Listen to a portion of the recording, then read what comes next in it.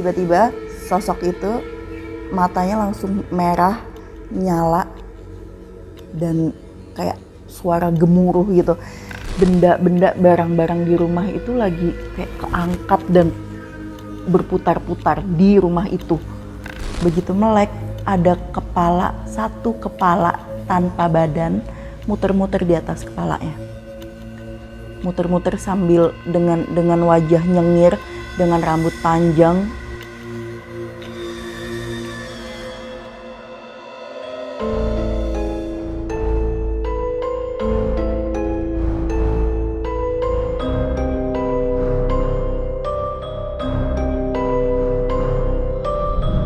Om Mamat, obrolan malam Jumat. Kembali lagi bersama gue Fajar Aditya di Om Mamat season 1.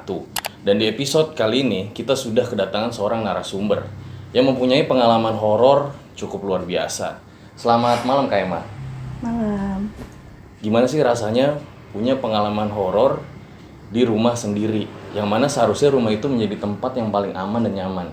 Sebenarnya sih pengalamannya waktu itu kalau ke kita secara langsungnya sih sebenarnya nggak gimana banget ke keluarganya.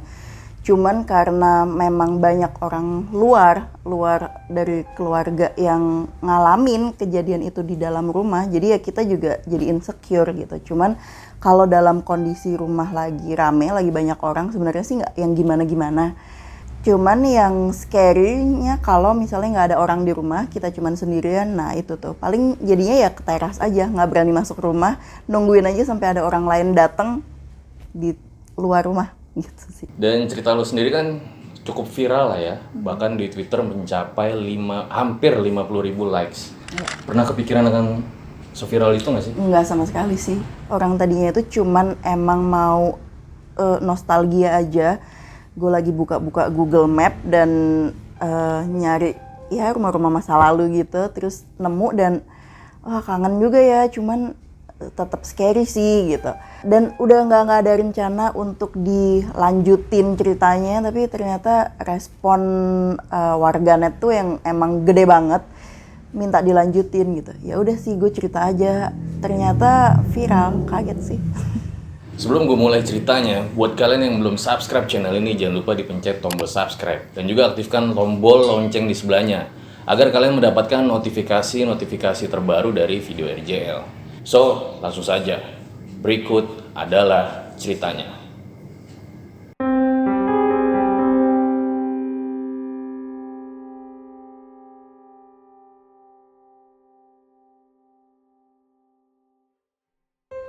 Peristiwanya itu berlangsung sekitar tahun 1993 sampai 1998. Lokasinya di daerah Jawa Timur. Waktu itu keluarga kami memang sudah tinggal di daerah lingkungan situ sekitar tahun 1988 dan kita memang sudah nyaman di lingkungan itu gitu. Jadi memang sengaja mencari rumah di daerah tersebut. Kemudian dapatlah satu rumah. Rumah ini sebetulnya nggak terlalu besar, tapi dia memang punya banyak kamar. Kalau nggak salah ada sekitar 6 kamar di rumah itu. Yang saya ingat tentang rumah itu adalah rumahnya itu gelap, suram, kemudian banyak lorong-lorong panjang dan gelap gitu loh. Sebetulnya pemilik rumah itu tadinya itu adalah arsitek. Gue juga nggak ngerti kenapa dia ngedesain rumah dengan minim ventilasi, minim cahaya gitu. Jadi rumahnya emang gelap banget dan suram. Di rumah itu ada satu kamar besar di lantai dasar. Rumahnya 3 lantai. Di lantai dasar itu ada satu kamar besar yang di depan kamarnya itu ada kolam ikan di dalam rumah. Jadi di bawah gitu. Bagian depan rumah itu ada pohon mangga di dalam rumah. Pohon mangganya sudah cukup besar dan tinggi. Yang kata tetangga sekitar, pemilik rumah sebelumnya itu mengubur janinnya, mungkin entah keguguran, entah gimana, mengubur janinnya di sebelah pohon mangga itu. pertama kali kita mendengar sesuatu tentang ada sesuatu di rumah itu adalah ketika Pak Satpam komplek yang memang sering keliling komplek itu, dia bilang ngelihat perempuan menggendong bayi di dekat pohon mangganya. Jadi ada di teras itu ada kursi, meja, dan akuarium. Jadi dia ngelihat ada sosok di sebelah akuarium gendong bayi gitu. Padahal waktu itu kejadiannya setelah lo beli rumah itu apa sebelum lo beli? Setelah beli rumah itu. Jadi itu pertama kalinya kita tahu, oh ada sesuatu ternyata di rumah ini gitu. Di Satpam komplek cerita ke lo? Iya. Dan pada saat itu belum mengalami apa-apa padahal? Belum mengalami apa-apa gitu. Jadi awal mulanya tuh di situ. Sebenarnya sih rumahnya nggak gimana banget, nggak mengganggu sekali sih ke kita. Tapi memang banyak orang-orang dari luar rumah tuh yang melihat kejadian-kejadian yang ya di luar nalar lah ya di rumah itu gitu.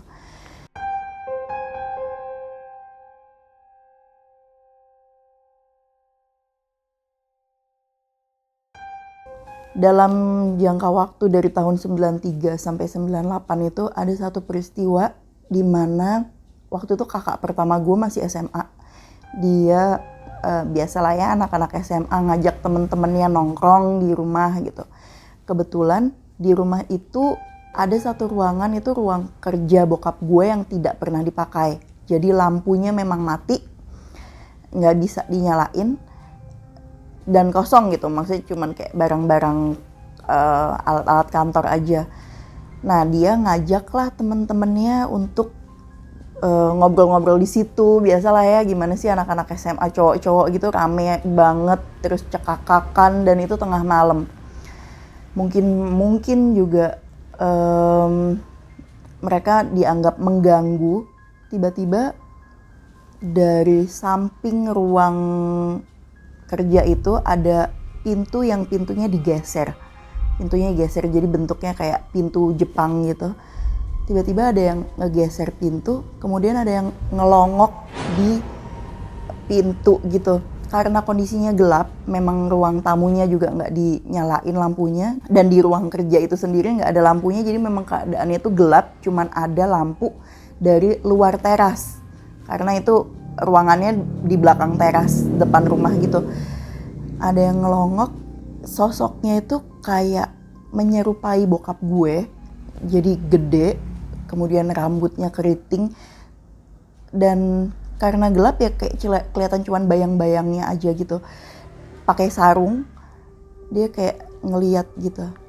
Terus kakak gue tuh kaget karena ada yang buka pintu. Terus ngelihat semua mata tertuju ke pintu itu dan manggil, "Pah," gitu. Kayak bener nggak sih ini bokap gue gitu kan? "Pah." Tiba-tiba sosok itu matanya langsung merah, nyala, dan kayak suara gemuruh gitu. Ya langsung lah pada kabur semua, keluar pintu dan lari tunggang langgang, bubar. Pada saat itu berapa orang yang ada di kamar? Sekitar 9 sampai 11 orang sih. 9-9 yang lari? Iya, langsung, termasuk kakak gue. Termasuk kakak gue, dia langsung cabut gitu. Pokoknya besok paginya tuh ada yang datang ke rumah dan bilang mau ngambil sandalnya yang ketinggalan tadi malam. Saking segitu takutnya gitu, karena memang ya bayangin aja, ada tiba-tiba matanya merah dan ada suara gemuruh gitu, kayak suara gitu, dan itu tuh menggema di seluruh ruangan.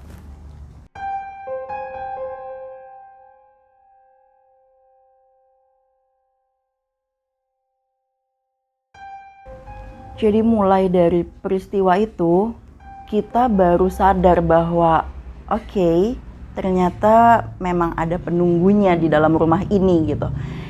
Sebenarnya dia nggak mengganggu, cuman dia menunjukkan dengan jelas ketidaksukaannya ketika mereka merasa terganggu. Ada pernah satu tetangga yang jalan lewat depan rumah gue, subuh tepatnya dia habis pulang sholat subuh dari masjid yang lokasinya cukup dekat dari rumah. Dan dia ngelihat bokap gue pakai sarung, sekali lagi menyerupai bokap gue pakai sarung dengan sorban yang ditaruh di leher gitu, kemudian bawa tasbih, duduk di teras dengan pintu pagar terbuka gitu. Cuman ngeliatin aja sambil giniin tasbih, dia ngeliatin gitu. Disapa pun dia cuman diem aja. Tetangga gue tuh cerita terus bilang ke kita kayak yang oke, bokap gue lagi ada di luar kota. Entah kenapa mereka cenderung menampakkan diri ke orang-orang luar rumah. Satu waktu ada salah satu tetangga gue lainnya itu cerita ke nyokap gue. Dia bilang sebelum kita pindah ke rumah ini, pemilik rumah sebelumnya itu waktu itu terdengar ada huru-hara dalam rumah tangga gitu ya. Mereka separate, berpisah. Nah sebelumnya itu tetangga gue pernah dengar, tetangga depan rumah pernah dengar ada suara terlalu berisik gitu dari rumah. Kemudian dia ngetok pagar dan ngeliat bahwa benda-benda, barang-barang di rumah itu lagi kayak keangkat dan berputar-putar di rumah itu.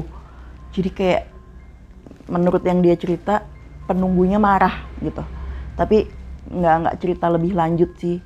Maksudnya ada apa, itu kenapa, lalu gimana endingnya. Cuman begitu dia ngelihat bahwa barang-barang di rumah itu terbang terus muter-muter, itu dia langsung lari dan ya udah gitu masuk rumah. Tapi nggak lama dari situ penghuni rumahnya pindah dan rumahnya dijual gitu. Dan tidak lama dari situ kita masuk ke rumah itu.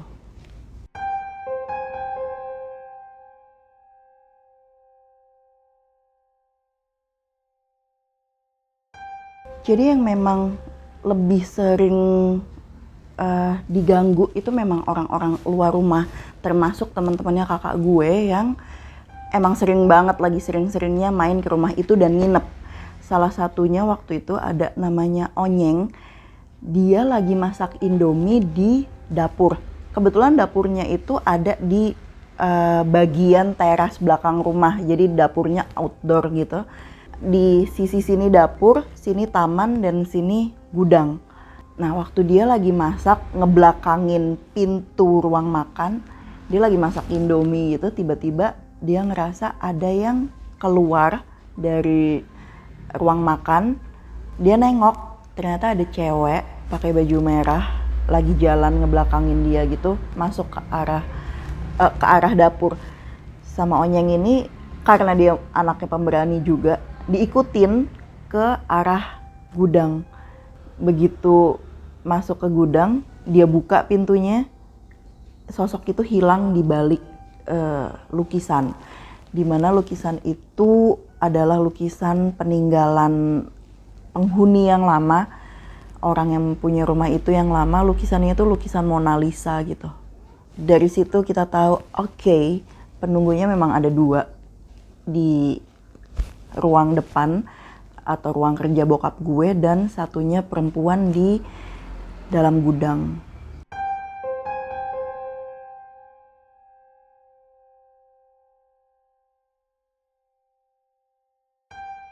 Lain waktu abis ada musibah gitu menimpa kakak pertama gue, dia kecelakaan, kemudian ya cukup babak belur.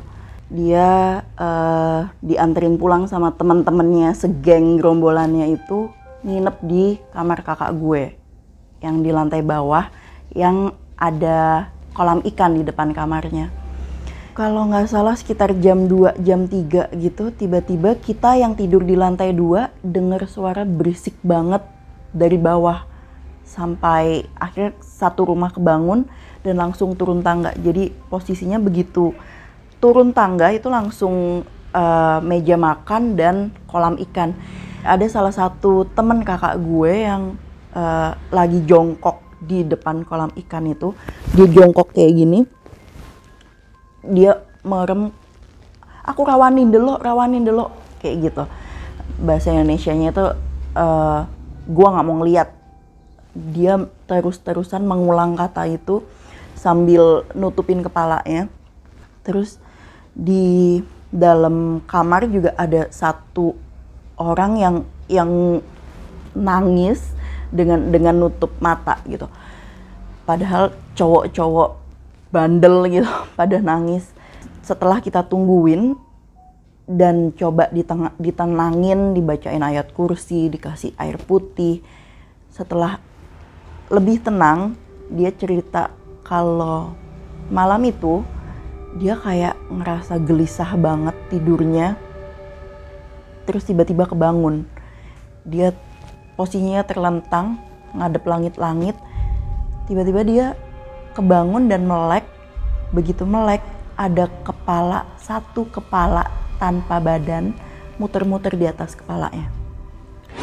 Muter-muter sambil dengan wajah nyengir, dengan rambut panjang, muter-muter di atas kepalanya. Dia cerita waktu itu dia nggak bisa teriak, badannya kaku, nggak bisa teriak, dan seperti dipaksa untuk melek terus. Jadi matanya bener-bener kebuka, nggak bisa nutup, mulutnya nganga, tapi nggak keluar suara jeritan. Dan itu berlangsung menurut dia cukup lama, tapi ya mungkin itu berlangsung beberapa detik ya, tapi rasanya mungkin bener-bener lama. Dia berusaha baca-baca istighfar sambil ngegerakin kakinya, yang kebetulan karena waktu itu nginepnya rame-rame, di bawah kakinya itu tidur temennya gitu. Jadi dia nendangin kaki, akhirnya kena temennya kebangun, ngadep dia. Temennya ini ngeliat juga ada kepala yang lagi muter di atas kepala temennya gitu. Tapi mungkin memang bukan dia sasarannya. Dia bisa teriak, "Janco!" Dia teriak gitu, terus ngebangunin teman-teman lainnya yang emang lagi rame banget nginep di situ. Karena begitu udah kebangun semua, terus kepalanya hilang gitu aja gitu. Waktu itu kita kayak, masa sih, kayak bener-bener nggak percaya, serius sehoror itu. Dari situ kita baru sadar bahwa kita semakin sadar bahwa oke, berarti memang cukup mengganggu. Waktu itu terus bokap gue konsultasi ke salah satu temennya yang terkenal orang pintar lah ya.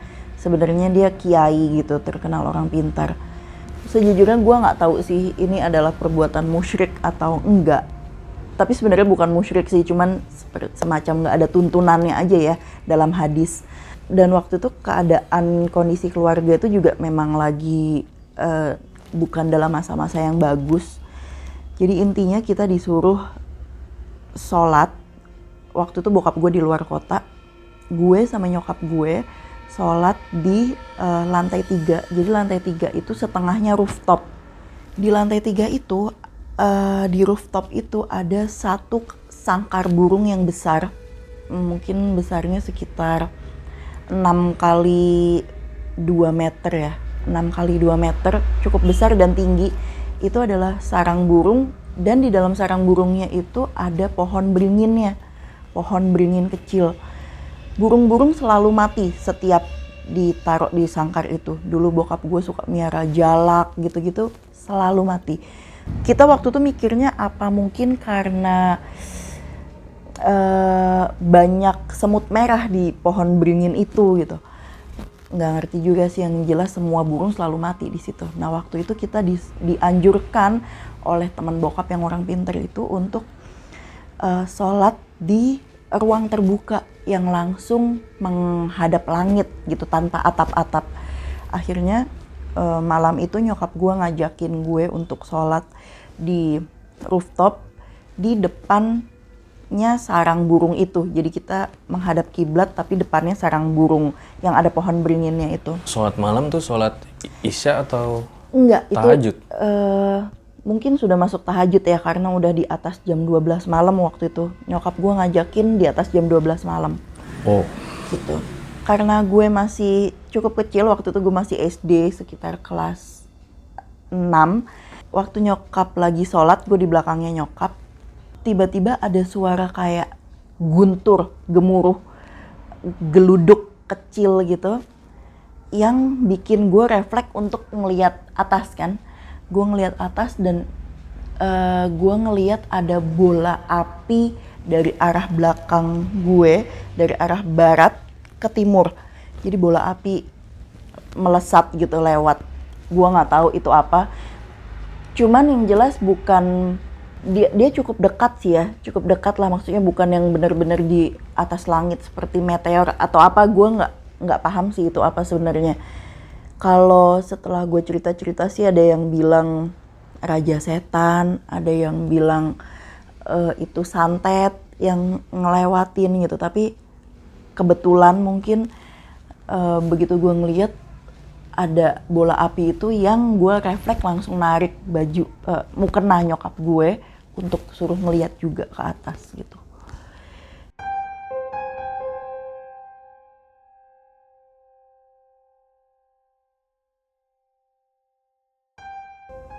Nggak lama dari situ temen bokap main ke rumah, dia duduk di ruang tamu gitu, dia baru duduk, terus dia kayak ngeliat kanan kiri, terus minta izin sama nyokap gue mau lihat-lihat rumah ya gitu. Ya udah, dia keliling rumah, naik ke atas gitu. Waktu itu dia belum tahu ada apa sih di rumah itu, kita juga belum cerita apa sih kejadian-kejadian di rumah itu. Dia sama sekali clueless, jadi sama sekali nggak pernah tahu ada apa kejadian yang udah pernah kita alamin. Tapi dia terus bilang yang mana adalah tepat seperti cerita kita. Dia bilang di rumah ini ada 2 penunggunya. Ada 1 genderuwo yang ada di ruang kerja, yang mana itu di samping ruang tamu. Ada 1 genderuwo sama 1 lagi perempuan pakai baju merah tinggal di gudang gitu. Dia bilang enggak ganggu kok, baik, suka sama keluarga ini, suka sama Mas Tok. Dia bilang Mas Tok tuh bokap gue, suka sama Mas Tok, makanya dia mengambil bentuk menyerupai bokap gue gitu. That's why banyak orang-orang yang ngelihat penampakan itu ya memang menyerupai bokap gue. Ini temen bokap lu yang tadi nyuruh sholat di atas apa beda lagi? Beda lagi. Ini temen bokap gue, waktu itu dia cuman main, dia memang bisa ngeliat gituan. Dia dari Bali mampir Surabaya, kemudian mampir main ke rumah. Sebetulnya kalau memang dipikir-pikir, di keluarga inti seperti nyokap gue, bokap gue, kakak gue yang kedua, itu nggak pernah ada gangguan macem-macem sih. Cuman memang kayak ada suara lagi sendirian di atas di lantai 2 gitu nonton TV, terus ada suara bangku kegeser gitu di lantai 1. Tapi kalau gangguan yang langsung ada wujudnya apa mengganggu banget sebenarnya nggak ada. Jadi yang ditunjukkan memang hanya orang-orang di luar rumah dan kakak pertama gue, karena mungkin waktu itu kakak gue lagi badung-badungnya karena usia SMA kan gitu. Jadi dia, teman-temannya, dan tetangga-tetangga, satpam komplek gitu-gitu sih.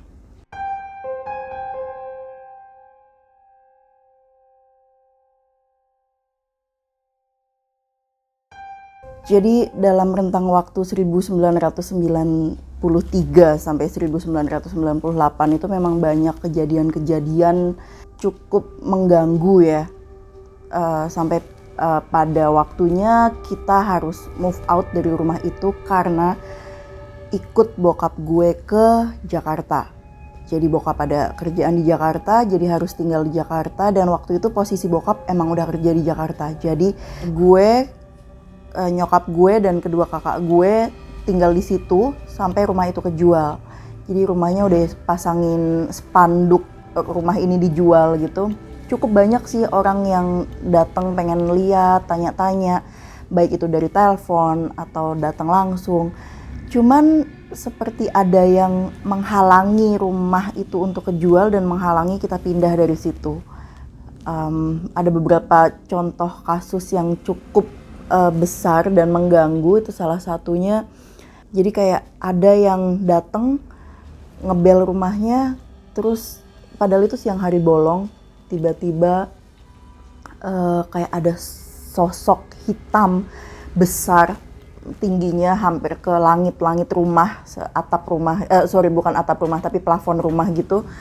Dia nggak ngomong apa-apa, cuman menunjukkan sosoknya hitam besar gitu dan bermata merah di ujung garasi gitu, yang kelihatan dari depan pagar kayak gitu. Jadi pembelinya melihat sosok tersebut? Calon pembeli. Calon pembeli? Iya, ngelihat itu di luar pagar. Akhirnya bilang dong ke keluarga lo? Iya, by phone atau itu kayak kebanyakan referensi gitu ya. Jadi ngomongnya ke tetangga kita, kayak cerita-cerita gitu, dan itu akhirnya ceritanya berkembang gitu karena dari mulut ke mulut. Ada lagi yang sudah sempat masuk rumah, terus lagi keliling-keliling lihat-lihat rumah, begitu turun dari tangga, abis dari lantai 2 turun dari tangga, tiba-tiba ngelihat ada yang lagi duduk di meja makan. Posisi meja makan itu kan tadi yang kayak gue bilang itu dia di depan tangga gitu. Ada yang duduk gitu kayak nungguin kayak gitu. Tapi dia nggak ngomong apa-apa, cuman kaget aja habis gitu. Terus telepon, pas udah di rumah dia telepon, maaf nggak jadi lanjut beli rumahnya karena tadi ngelihat ada orang di meja makan kayak gitu. Terus ada lagi yang bilang ke tetangga bahwa pada saat lihat-lihat terus kayak ada yang berbisik pergi kayak gitu. Itu ngomongnya ke tetangga karena dia kebetulan memang referensi dari tetangga depan rumah gitu. Itu nyampein ke kita. Udah lumayan berkembang itu ceritanya, udah banyak yang bilang. Ada waktu di salah satu replyan tweet gue di Twitter, itu ada yang bilang, ada yang bisa ngelihat bahwa rumah itu tuh emang ada kayak penerima tamunya gitu. Jadi siapapun yang mau masuk rumah itu kayak ditemuin dulu sama dia.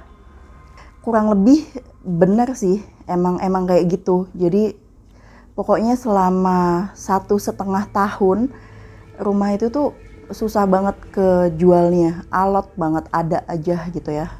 Ya pasti juga takdir Allah ya, emang belum laku, tapi memang ada penghalang, mereka menghalangi untuk rumah itu terjual itu juga memang ada faktor itu. Kemudian akhirnya karena udah kelamaan, rumah itu belum laku-laku juga, kita pindah duluan.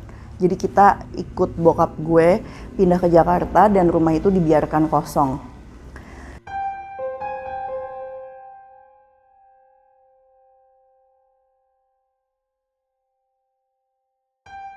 Saat rumah itu kosong, itu makin banyak ada yang satpam gitu ngelihat kayak ada bokap gue masih ada di situ. Kemudian lagi naik sepeda, ada di kamar atas yang jendelanya menghadap keluar itu ada yang berdiri di situ gitu. Kemudian di rooftop kan atasnya kelihatan gitu ya dari jalanan itu, ada yang berdiri kayak ngeliatin jalan gitu.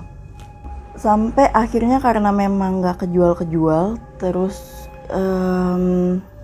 kakak gue disuruh sama ada temen bokap gitu, kakak gue disuruh kayak bawa kemenyan, nyalain kemenyan, masuk ke rumah itu. Jadi entah tujuannya seperti apa, kayak mau ngebersihin aja sih, ngebersihin rumah itu. Dia ngajak 3 atau 4 orang temennya, bawa kayak wadah gitu, terus ada kemenyannya yang dibakar. Itu dibawa di keliling rumah gitu, dimasukin setiap ruangan dimasukin asap, diasapi oleh kemenyan itu. Lantai 1 aman, ruang kerja, dapur, gudang yang tadinya rumah mereka itu aman, nggak ada apa-apa. Kemudian naik ke lantai 2, itu udah mulai kayak api kemenyannya itu kayak berbet mau mati gitu. Gimana sih api kalau mau padam itu dia kayak berbet gitu. Kemudian begitu jalan masuk ke kamar utama, kamar paling besar di situ, tiba-tiba kemenyannya langsung blep mati dan ada suara kayak suara gemuruh sampai kaca-kaca bergetar gitu di rumah itu. Langsung lah pada lari tunggang langgang rebutan untuk turun tangga. Berempat ya, turun tangga berebut gitu. Di ujung tangga kelihatan langsung depannya ada perempuan yang berdiri di atas kolam ikan depan kamar kakak gue itu. Dia ngebelakangin tangga. Begitu mereka turun, mereka langsung kaget berhenti. Cewek itu kayak pelan-pelan nengok,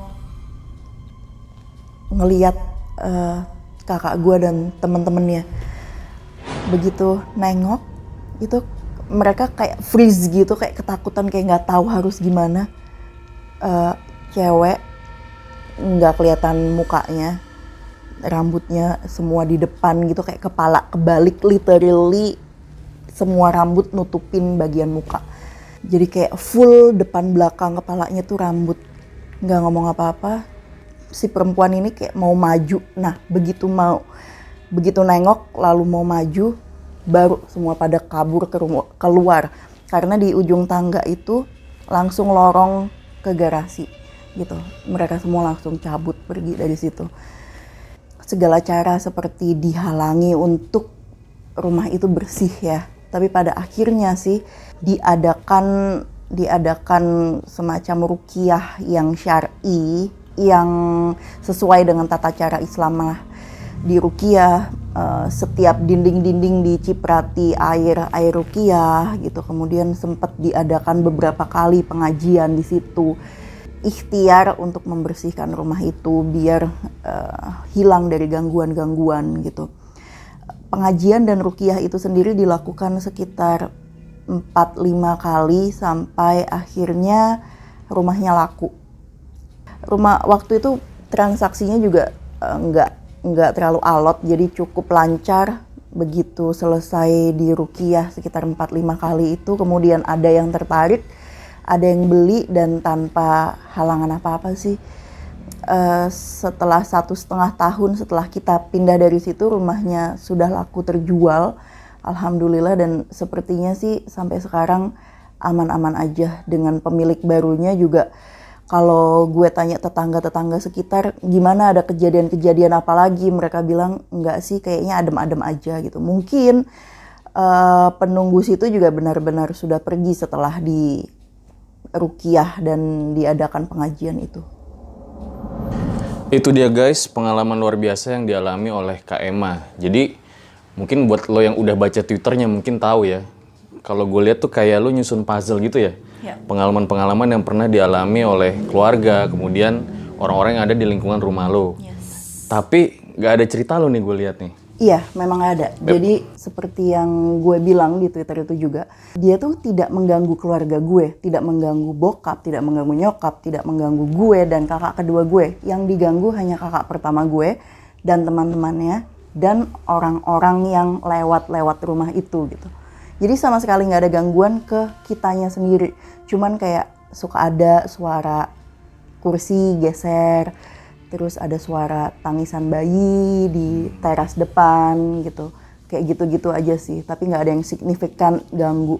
Dan uniknya adalah ketika sosoknya itu berapa kali menampakkan diri seperti bokap lo ya? Iya. Karena katanya karena dia penunggunya itu memang suka keluarga gue, terutama bokap gue. Jadi dia mewujudkan dirinya menyerupai bokap gue. Tapi alhamdulillah setelah di ruqyah ya atau dilakukan pembersihan, sekarang rumahnya sudah normal kembali ya? Alhamdulillah udah normal. Sampai sejauh ini belum ada cerita-cerita mistis lagi sih di daerah situ. Ya mungkin juga udah bersih. Dan itu memang udah lama sekali ya? Iya. Jadi pas lo SD lagi? Sekitar tahun 90-an ya. Iya. Oke, itu dia guys pengalaman luar biasa dari Kak Emma. Dan kalau boleh gue rangkum, kita bisa ambil hikmahnya adalah ketika mengalami hal-hal seperti ini, yang dilakukan oleh Kaima adalah terus berusaha dan pastinya meminta perlindungan dengan Allah Subhanahu wa Ta'ala, karena memang kita Muslim ya, khususnya pengalaman dari Kaima ini mungkin bisa diikuti ya oleh kalian semua ketika mengalami hal-hal seperti itu. Tapi sebetulnya sebagai manusia normal, siapa juga yang mau mengalami hal seperti itu. Demikian Om Mamat atau obrolan malam Jumat pada episode kali ini. Kalau kalian suka dengan video-video seperti ini, jangan lupa di-share ke teman-teman kalian. Demikian dan ciao. Makasih Kaima. Thank you, Mas.